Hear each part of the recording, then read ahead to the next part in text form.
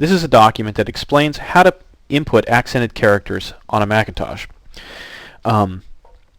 This is system-wide, meaning that you can use this in Word, or you can use this in TextEdit, or you can use this on the web, or you can use this in a chat program, or pretty much anywhere that you can input text on the system.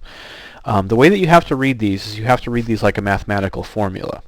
So you have to do this part that's in parentheses first, and then you do this part. Okay?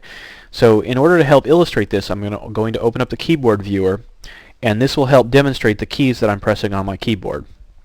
So if I wanted to use this accented character, the accent that moves over to the left, I'm going to hold down the Option key, and then I'm going to hit the tilde key.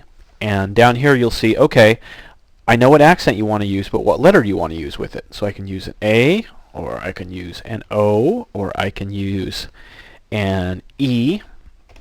But what I can't do is I can't use a letter that doesn't exist. And so if I were to say I want to use an accented character and then put in a Z, notice it puts the accent next to it and then types in the letter, meaning there is no such thing as an accented Z.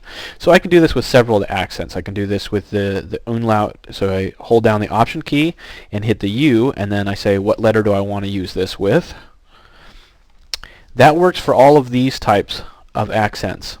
These ones over here on this side are only single key. There's only one letter that ever looks like that. So if I just hit Option C, it's going to put the cedilla in. Or if I want to put the upside down question mark, hit Option and then question mark, and it puts it right into the document. So that's accented character input on the Mac. Since making this first video, I've had a lot of people ask me about how you make accented characters on the PC as well. It's pretty much the same thing. So what I've done is I've put together a list of how you do the accented characters on both PC and a Mac, and I put it on my blog, WLC Instructions. So as you can see, you do exactly the same thing on a PC that you do on the Mac, but use a different modifier key. So if you go to WLC Instructions and then search for this posting, Diacritical Markup for Macs and PCs, you'll find this exhaustive list that I put together about how you make the different accented characters.